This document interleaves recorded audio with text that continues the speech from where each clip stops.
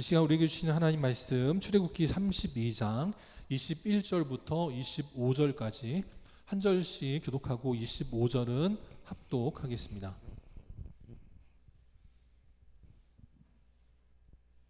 (32장) 21절부터 25절까지 한 절씩 교독하고 25절은 합독하겠습니다. 모세가 아론에게 이르되 이 백성이 당신에게 어떻게 하였기에 당신이 그들을 큰 죄에 빠지게 하였느냐? 아론이 이르되 내 주여 노하지 마소서. 이 백성의 악함을 당신이 아나이다.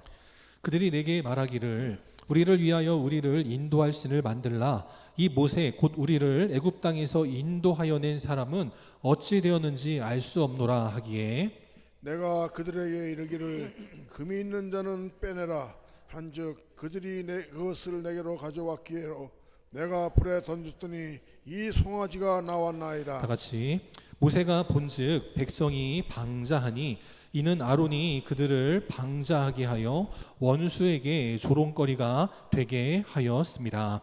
아멘. 옆 사람과 인사합니다. 사랑합니다. 축복합니다. 오늘 시간도 주님 앞에 나와 예배드린 우리 사랑 성도님들, 특별히 또 우리 사랑하는 어머니를 하나님 곁으로 떠나보내고 주 앞에 나와 하나님의 은혜를 구한 우리 사랑 유족들에게 하나님의 크신 은혜와 능력과 축복이 넘쳐나시기를 주님의 이름으로 축원합니다. 이 시간 원수의 조롱거리가 되게 하지 말라, 원수의 조롱거리가 되게 하지 말라라는 제목으로 함께 하나님 말씀 나누도록 하겠습니다.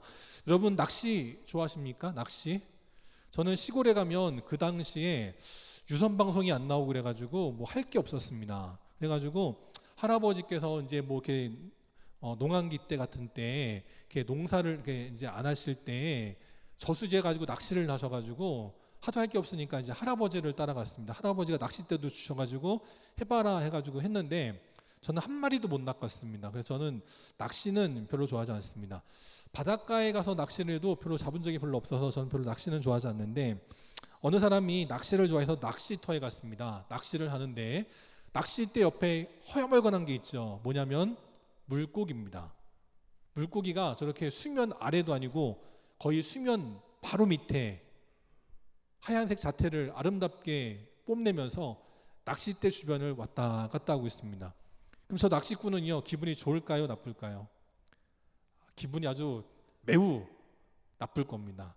저놈이 나를 능욕하는구나 하면서 기분이 안 좋을 겁니다. 또 이번에는 어느 이렇게 고궁 같은 곳에 카페가 있습니다. 카페가 있는데 한양에서 맛보는 건강한 전통차 뭐 이렇게 이제 플랜카드를 붙여놨습니다. 그래서 이제 밑에 메뉴가 있는데 오미자차, 목련차, 십전대보탕 이런 탕들이 있습니다. 전통차죠. 근데 맨 밑에 뭐라고 적혀 있냐면 맨 밑에는 아메리카노라고 적혀 있습니다. 우리나라 사람들이 워낙 커피를 많이 마셔서 이제 이 정도면 이제 한방차야. 이제 이 정도면 이제 전통차지. 저 몰랐었는데 예전에 그 미스터 선샤인이라는 그 드라마에 보니까 가베라는 이름으로 그 조선시대 때에도 커피를 마셨더라고요. 그래서 이제 커피는 이제 우리나라의 전통차다라고 불려도 될 정도인가 싶습니다. 앞에는 자기가 실수한 게, 이거는 자기가 실수한 게 아닙니다. 낚시는 아무리 내가 잡고 싶어도 뜰채로 뜨는 게 아닌 이상은 물고기가 그 미끼를 물지 않는 한 잡을 수가 없죠. 저건 제 잘못이 아닙니다. 그런데 아무리 우리나라 사람들이 커피를 많이 마셔도 건강한 전통차의 메뉴에 아메리카노를 집어넣으면 저 카페는 능욕을 당하게 돼 있습니다. 조롱을 당하게 돼 있다는 거예요. 오늘 이렇게 주변 사람들에게 심지어는 물고기에게도 조롱받을 것 같은 어리석은 이스라엘 백성들에 대한 책망의 말씀을 우리가 함께 살펴보도록 하겠습니다. 먼저 첫 번째, 우리가 오늘 말씀을 통해서 무엇을 알아야 되느냐? 산 위에 교회가 있고 산 아래에 교회가 있다라는 겁니다. 오늘 모세가 40일간 시내산에 올라가서 하나님의 영광 가운데 하나님 말씀을 친히 목도했습니다. 하나님께서 주시는 거룩한 계명 10계명도 친히 받았고 또 이제 하나님께서 이스라엘 백성들과 함께 하시기 위한 임마누엘의 상징인 성막을 이렇게 지으라고 하는 청사진도 직접 받았습니다. 얼마나 기쁘고 감사하고 즐거웠는지 나중에 말씀 살펴보겠지만 40일간 먹지도 않고 마시지도 않아도 피곤하지 않고 조금도 어려움이 없는, 그래서 우리가 지난주 말씀을 살펴볼 때 제가 말씀드릴까 하다 말았지만 80살의 어르신이 그 험한 시내산을 내려올 때 내 몸 하나 지탱하면서 내려오기도 힘든데 10계명을 친히 들고 내려왔대요. 여러분 그게 믿겨지십니까? 80살의 어르신이, 여기 우리 최수명 장모님보다 조금 젊으신 분이 명성산 걸었다 내려오시는데 지팡이 짚고 내려오기도 힘드신데 그러한 어르신이 10계명 두 돌판을 들고 내려왔다는 거예요. 그게 믿겨지세요? 저는 성경을 읽을 때마다 그게 믿겨지지가 않습니다. 그래서 또 한편으로는 사환이었던 여호수아가 따라갔으니까, 여호수아가 젊은 나이니까 그거를 돌판을 들고 내려왔나 싶지만 성경에서는 모세가 직접 들고 내려왔다라고 기록이 될 정도였다는 거예요. 그거를 몸보신 잘하고 튼튼한 상태가 아니라 40일간 금식한 다음에 그 80살의 어르신이 돌판까지도 들고 내려올 정도였다라는 거죠. 그렇게 모세는 저 산 위에서 영광을 맛보았습니다. 그러니까 도저히 인간이라고는 믿기지 않는 놀라운 능력이 나타날 수 있었다라는 거예요. 그런데 산 밑에서는 어떤 일이 벌어졌습니까? 하나님의 임재를 믿지 못하고 우리를 인도할 신을 구하면서, 그것도 우리가 하나님의 형상을 따라 지음받았기 때문에 하나님의 형상을 만들려고 했으면 사람의 모습으로 만들어야 됩니다. 근데 그러지 않고 금송아지를 만들었다는 것은 우상을 섬겼다는 것이고, 그거는 악령이 판을 쳤다라는 거예요. 이게 결국 그것 때문에 오늘 말씀 25절에 나오는 것처럼 결국은 원수에게 조롱거리가 되었다라는 겁니다. 그럼 여러분, 산 위에는 영광이 있었는데 산 아래에서는 조롱거리가 되었다. 구약에서는 백성들이지만 신약에서는 제자들이 조롱거리가 되었다, 귀신에게 조롱거리가 되었다라고 하면 떠오르는 사건이 있으십니까? 신약 시대에 산 위에서는 영광이 임했는데 산 아래에서는 귀신 때문에 제자들이 어쩔 줄 몰라서 쩔쩔매다가 조롱거리가 되는 사건이 있었습니다. 혹시 뭔지 기억나시겠어요? 바로 귀신 들린 아버지가 자기 아들을 데리고 예수님을 찾아왔을 때의 사건이었다는 겁니다. 그때 예수님은 변화산에 올라가셔서 당신의 몸이 인간의 몸이 아니라 하나님과 동등된 영광의 모습으로 거듭났을 때의 사건이라는 거예요. 그때 산 위에서는 영광이 있었는데 산 아래에 예수님이 없는 그 자리, 모세가 없었던 이스라엘 백성들 같이 예수님이 안 계신 그 산 아래 제자들의 모임 가운데에선 귀신 하나를 어쩔 줄 몰라가지고 쩔쩔매다가 결국은 아버지의 입을 빌려서 조롱거리가 되고 놀림거리가 되는 안타까운 일들이 있었다는 겁니다. 구약시대 때 산 위의 교회와 산 아래의 교회로 나뉘어졌고, 신약시대도 산 위의 교회와 산 아래의 교회로 나뉘어졌다면 지금 성령시대를 살아가는 우리 가운데에도 누군가는 산 위의 교회에 있지만 누군가는 산 아래의 교회에 있는 것과 마찬가지로 조롱거리가 될 수 있다는 것을 기억해야 된다는 거예요. 그럼 먼저 산 위의 교회는 어땠냐?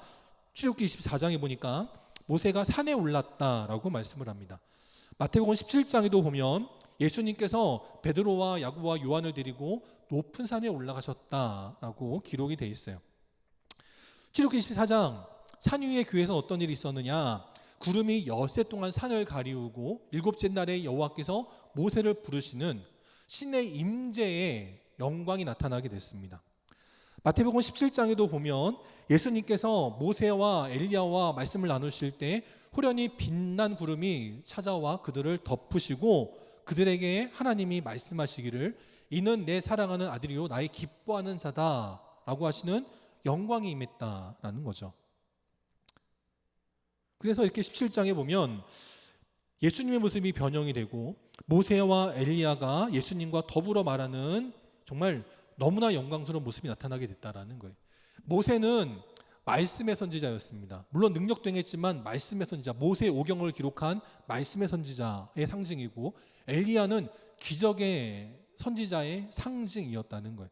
그래서 이스라엘 백성들이 지금까지도 가장 존경하는 지도자를 꼽을 때 왕으로서는 다윗을 꼽고 선지자로서는 모세와 엘리야를 꼽는데, 그러한 이스라엘 백성들 모두가 존경하고 인정하는 선지자들이 예수님과 더불어 말하는 영광이 나타나게 되었다라는 겁니다. 그리고 출애굽기 24장에 보면 모세가 그 자리가 얼마나 좋았는지 40일 40야를 낮밤을 산에 있어도 피곤하지가 않았다라는 거예요. 그리고 출애굽기 34장에 보면 모세가 그 40일 40야를 있을 때 떡도 먹지 않고 물도 마시지 않을 정도로, 얼마 전에 우리나라도 어떤 그 야당의 대표가 금식을 했습니다. 금식을 20 며칠인가 했는데 그것 때문에 탈진해가지고 쓰러져가지고 병원으로 후송이 될 정도였습니다. 그런데 모세는요, 젊은 나이도 아니에요. 80살의 나이에 40일 40야를 떡도 먹지 않고 물도 마시지 않았어도 피곤하지 않고 오히려 돌덩이 2판을 들고 내려올 정도였다는 거예요. 대단한 능력이 임했다라는 겁니다.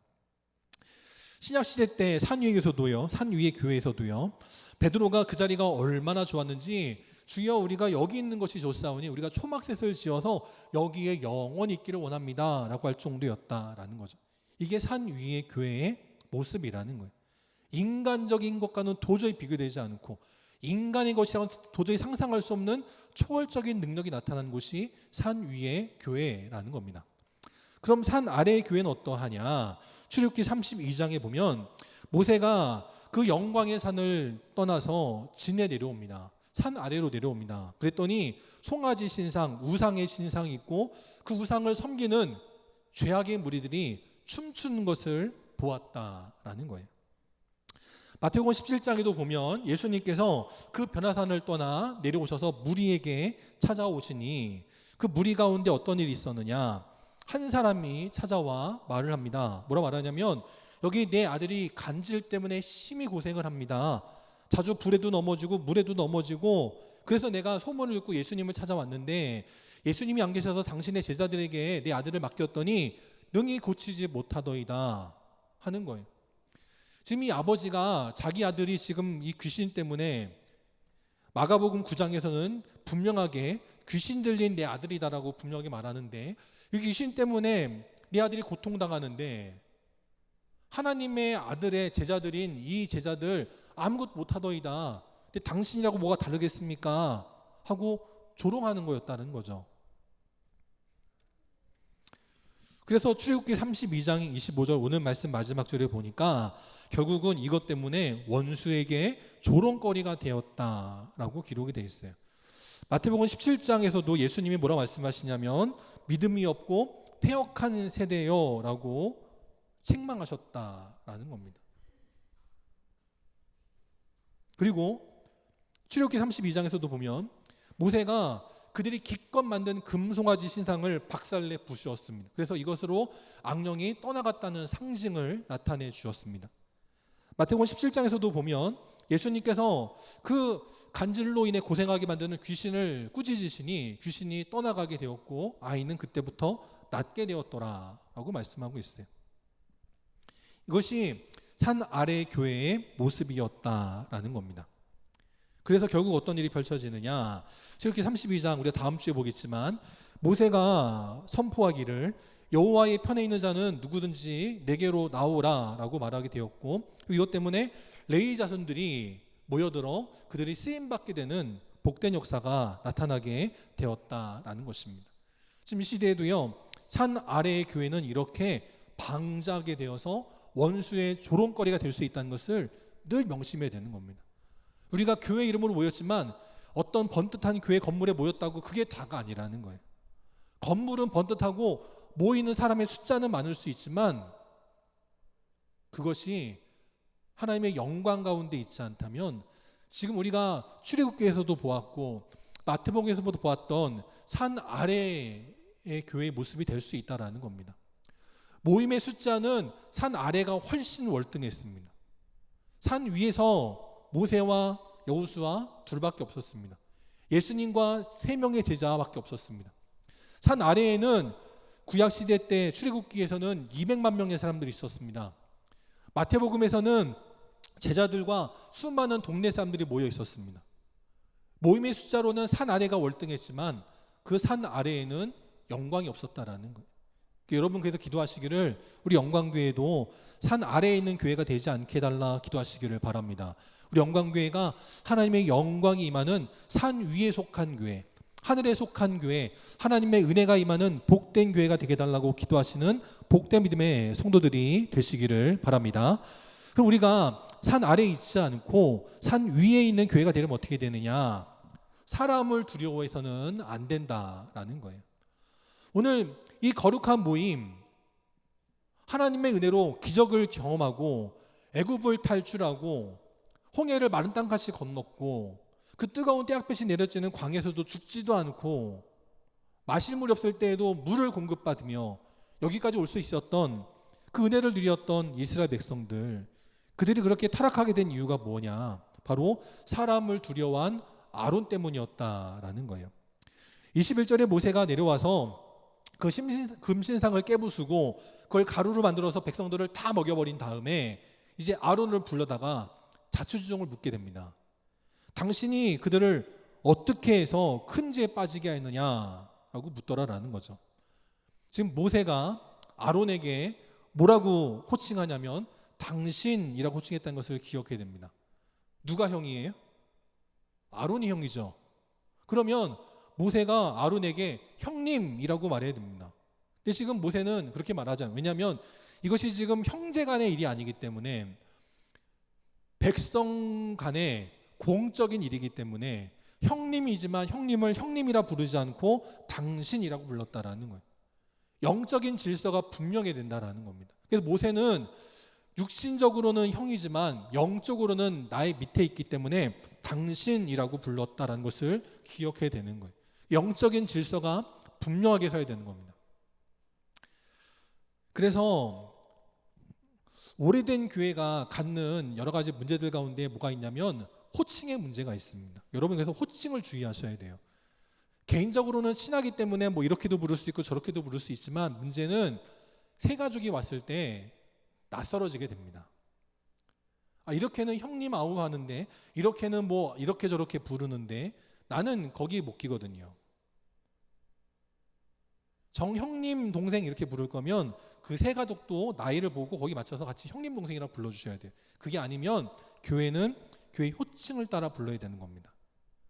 아무리 뭐 내 자녀고 뭐 내 뭐고 할지라도 호칭은 분명하게 해줘야 되는 거예요. 예전에 한번 말씀드린 적이 있는데 저는 모교회에서 전도사 생활을 시작했습니다. 제가 코 찌질일 때부터 초등학교 때부터 다녔던 교회인데 제가 지내오는 과정들을 다 하시는 분들이에요. 특별히 중학교 때는 제가 교회도 잘 안 다녔습니다. 초등학교 때까지는 어머니 밑에서 교회학교 교사인 어머니의 감시를 받으며 자랐기 때문에 교회를 잘 다녔지만 중학교부터는 어머니는 아동부, 저는 중등부, 그랬기 때문에 저는 교회를 잘 빠졌습니다.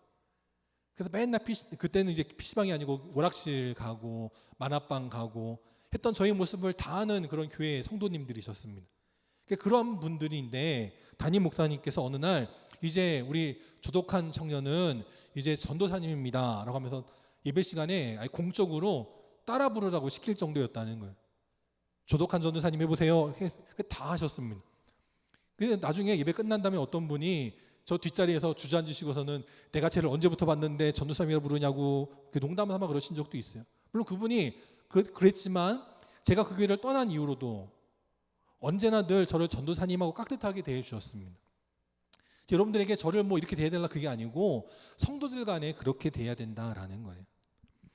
자, 이게 그거고요. 그 다음에 22절로 넘어가면 이제 아론이 자초지정을 설명하면서 핑계를 댑니다. 뭐라고 핑계를 대냐면 이 백성의 악함을 당신이 아나이다 라고 했다라는 거예요. 백성들이 악할지라도 그거를 케어하고 바른 길로 인도하는 게 지도자의 모습입니다.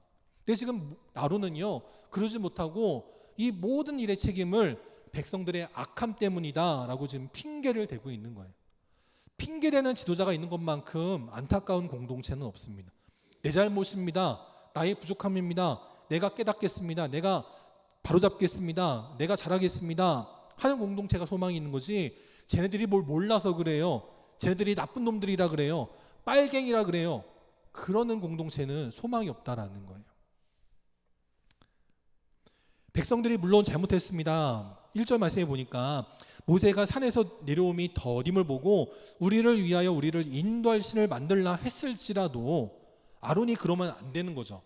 근데 아론은요, 바로 백성들이 말하자마자 바로 금고리를 빼내어 내게 가져오라 라고 말했고, 또 그걸 가지고 금신상을 만들어서 우상을 섬기게 만드는 잘못을 범하게 되었다는 거예요. 그래서 왜 금신상을 만들었느냐라고 따지니까 뭐라고 답하냐면, 내가 금을 불에 던졌더니 송아지가 나왔어요 라고 말하는 말도 안 되는 핑계를 대는 겁니다.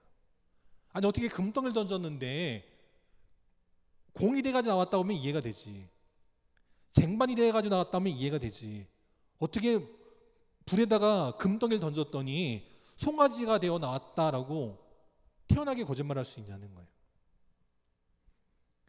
실제로 성경에서는 분명하게 기록하고 있습니다. 아론이 그 금고리를 부어가지고 조각칼로 새겨가지고 송아지 형상을 만들었다라고 분명하게 기록합니다.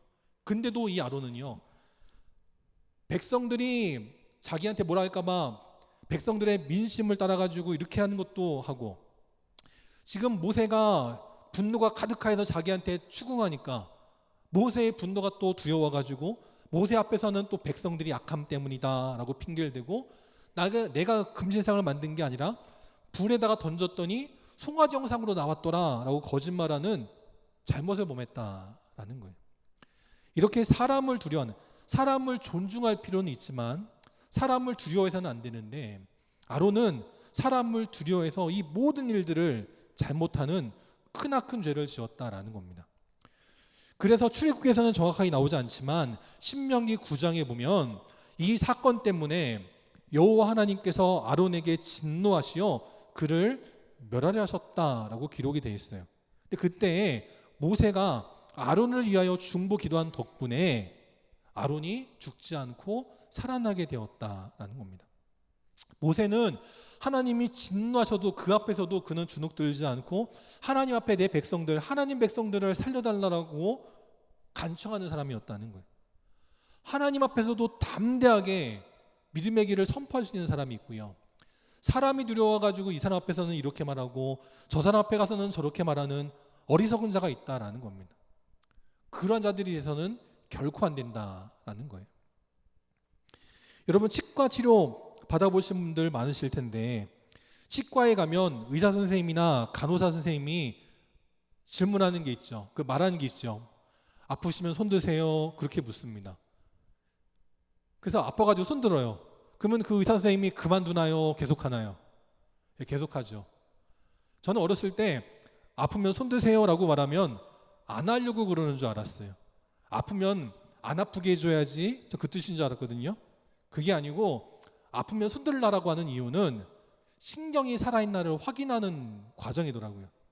아프면 신경이 살아있는 거니까 그 신경을 확실하게 죽여야 되는 겁니다. 약으로 죽이고 그 다음에 갈고리로 캐내가지고 신경을 다 죽여야지, 아프면 손 드세요, 손 들었더니 아파? 그럼 그만해야지. 그럼 큰일 나는 거예요. 제가 원래 다니던 치과가 있었습니다. 근데 그 치과는 멀리 있기도 하고 그래가지고 간단한 이제 충치 치료를 받기 위해서 근처에 어느 치과에 갔어요. 그래가지고 치료를 받았습니다. 그런데 1년 정도 지나고 나서 이가 깨지기 시작하는 거예요. 다 깨졌어요. 뭐가 남았냐면 치료받은 그 내 이가 아닌 그 가짜 이가 있는 그 부분만 남은 겁니다. 물론 그때 제가 아프다고 한 것도 아니지만 치과 선생님이 충치 먹은 부위 말고도 나머지 멀쩡한 부위도 깨끗하게 다 처리를 해야 되는데 충치 먹은 부위만 대충 처리를 했는지 1년도 안 돼가지고 다 깨져 버렸어요. 사람이 환자가 뭐라고 한다고, 아프다고 한다고 아유 살살해야지 하면 안 되는 거예요. 상처난 부위는, 병든 부위는, 골문 부위는 상대방이 아프다고 해도, 환자가 아프다고 해도 끝까지 치료를 해야지, 아파요 그러면은 아파요? 아프면 안 되지, 평점 나쁘게 주면 안 되지, 대충 덮으면 안 된다라는 거예요. 의사 선생님이 치료를 끝까지 하지 않고 대충 덮으면 나중에 문제가 생깁니다. 오늘 아론도 사람을 두려워해서 민심에 따라 이렇게 반응하고 저렇게 반응하고 했더니 결국은 어떤 일이 펼쳐지느냐? 원수에게 조롱거리가 되었더라 라고 말씀하고 있어요. 우리 영광교회 성도들, 사람은 존중해야 됩니다. 성도들은 다 존중해야 돼요. 목사도 성도들을 존중해야 되고, 성도도 목회자를 존중해야 되고, 성도끼리도 존중해야 됩니다. 내가 우리 교회에서 몇 년을 다녔는데 이게 중요한 게 아니고, 하나님 보시기에는 누구나 다 천하보다 더 귀한 영혼들이기 때문에 우리 모두는 서로를 존중해야 됩니다. 그러나 존중하는 것을 넘어서 사람을 두려워하다가 악한 마귀에게, 원수에게, 또 주변의 사람들에게 조롱거리가 되지 않도록, 두려워하는 것은 오직 하나님만을 두려워할 수 있는 겨우도 복된 우리 영광교회 모든 성도들이 되시기를 바랍니다. 세 번째, 또 우리는 무엇을 알아야 되느냐? 하나님의 자리를 대신하지 말아야 한다라는 겁니다. 2절에 아론이 금고리를 빼어서 자기에게로 가져오라 라고 시켰습니다. 그리고 한 일이 뭐예요? 송아지 형상을 만들어 놓고 이것이 너희의 신이다 라고 말하는 잘못을 범했습니다. 하나님께서 송아지 형상이 나야 라고 말씀하신 적도 없는데 자기가 자기 멋대로 만들어 놓고는 이게 하나님의 형상이야 라고 말하는 잘못을 범했다라는 거예요. 그리고 나서 이 송아지 형상을 만들고 나서 그 다음날 뭐라고 말하냐면 내일은 여호와의 절일이다. 이 신상이 우리에게로 온 날이다. 그러므로 내일은 우리가 이 날을 주의 날로 정하여서 기뻐하고 잔치하고 제사 드려야 된다라고 하는 자기 멋대로 하나님의 날을 정해버리는 잘못을 범했다라는 거예요. 자기가 마치 하나님인 것처럼 하나님 형상도 자기 마음대로 만들어 놓고, 자기가 마치 하나님인 것처럼 하나님의 날도 자기 마음대로 정해놓고 이렇게 해야지 저렇게 해야지 하는 잘못을 범하였다라는 겁니다. 왜냐? 지금 이스라엘 백성들이 다 자기 말에 귀를 기울이고 있거든요. 내가 이렇게 하든 저렇게 하든 온 백성들이 다 따르거든요. 그러니까 그거를 착각하여서 내가 하나님이 된 것처럼 착각하는 어리석은 우를 범하게 되었다라는 겁니다. 그런데 백성들이 아무리 자기에게 찾아와서 자기에게 무릎 꿇고 자기에게 절하고 아무리 뭐라 해도 흔들리지 않았던 사람이 있었어요. 누가 있었냐면 바로 세례 요한이 있었습니다. 이 세례 요한은 하나님 말씀을 선포하는 선지자였는데 이의 능력이 얼마나 대단했는지 예루살렘과 온 유대와 요단강의 모든 사방의 동네에서 다 그에게 찾아와 그에게 자기의 죄를 자복하고 그에게 세례를 받기를 원할 정도였다라는 겁니다. 그러면 좀 사람이 교만할도 하잖아요. 그 큰 교회 목회하시는 분들 가운데 그런 분들이 종종 있습니다. 그 부교육자를 뽑을 때 질문을 해요. 너 성경 말씀을 따를래? 내 말을 따를래? 질문을 합니다. 여러분 그러면 무슨 답을 해야 될 것 같아요? 성경 말씀을 따라야 될 것 같아요? 담임 목사의 말을 따라야 될 것 같아요? 대답은 안 하셔도 됩니다. 저도 안 할게요. 그래가지고 대답을 딱 하면요, 그 말을 듣고 목사를 뽑느냐 또 나가라 하느냐가 결정이 됩니다. 누구 말을 듣는지 뭐 그건 제 말하지 않을게요. 근데 어쨌든 그런 사람들이 있어요. 내 교회에서는 그래야 돼, 이런 사람들이 있어요. 근데 세례 요한은 고작 뭐 몇천 명 모이는 정도가 아닙니다. 예루살렘의 온 유대에 유단강이라고 하는 것은 이방을 말하는 거거든요. 이방의 사람들조차도 세례 요한에게 와가지고 다 그에게 자기들의 잘못을 자복하고 그에게 세례받기를 원하고, 우리로 말하면 기도받기를 원하고 그런 사람이었습니다. 그런데 이 세례 요한은 이러한 명성과 지위는 나만 누려야지 하지 않고 뭐라고 말하냐면 그는 흥하여야겠고 나는 쇠하여야 하리라 라고 말했습니다. 여기서 말하는 그는 누구예요? 예수님입니다.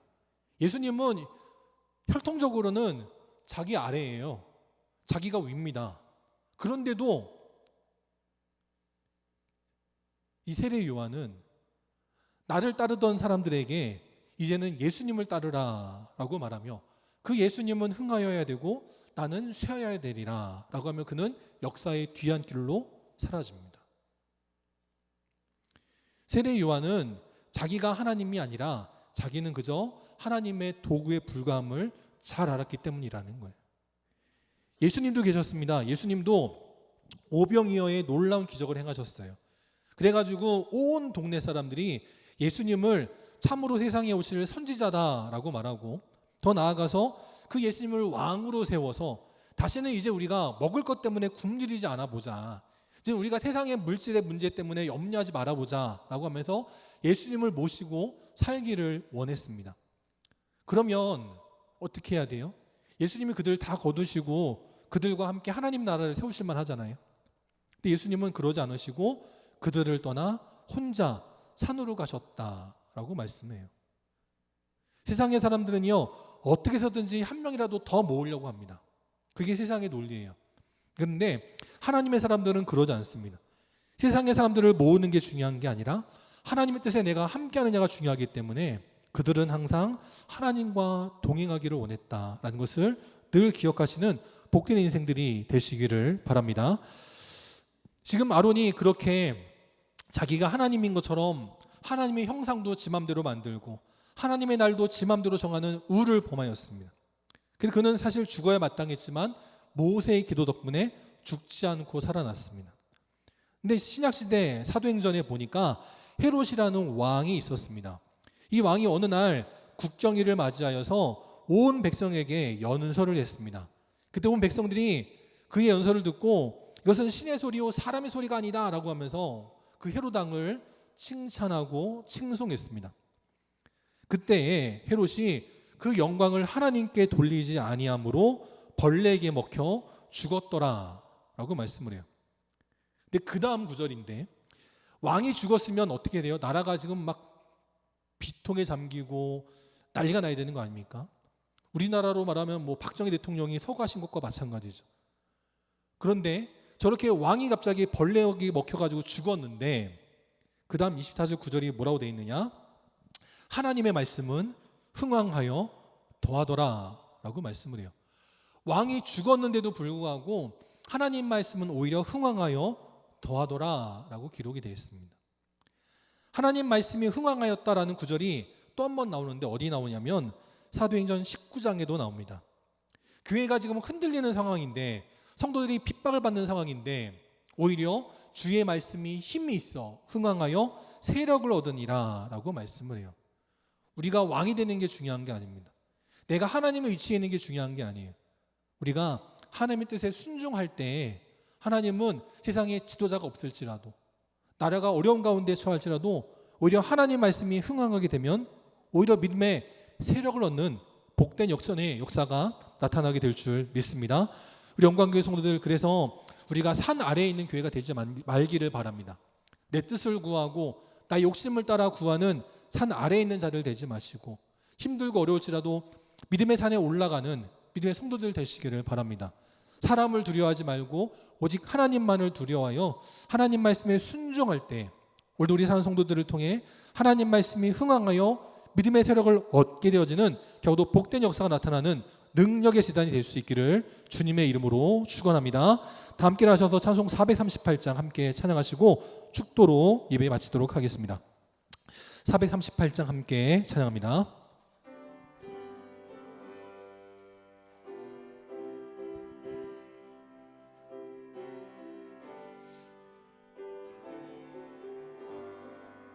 내 영혼이 은총 입어 중한 죄짐 벗고 보니 슬픔 많은 이 세상도 천국으로 화하도다. 할렐루야 찬양하세. 내 모든 죄 사함받고 주 예수와 동행하니 그 어디나 하늘나라 주의 얼굴 뵙기 전에 멀리 뵈던 하늘나라 내 맘속에 이루어지니 날로 날로 가깝도다.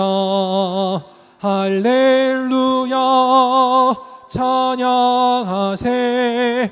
내 모든 죄 사함 받고 주 예수와 동행하니 그 어디나 하늘나라 높은 산이 거친 들이 조막이나 궁궐이나 내 주 예수 모신 곳이 그 어디나 하늘나라. 할렐루야 찬양하세.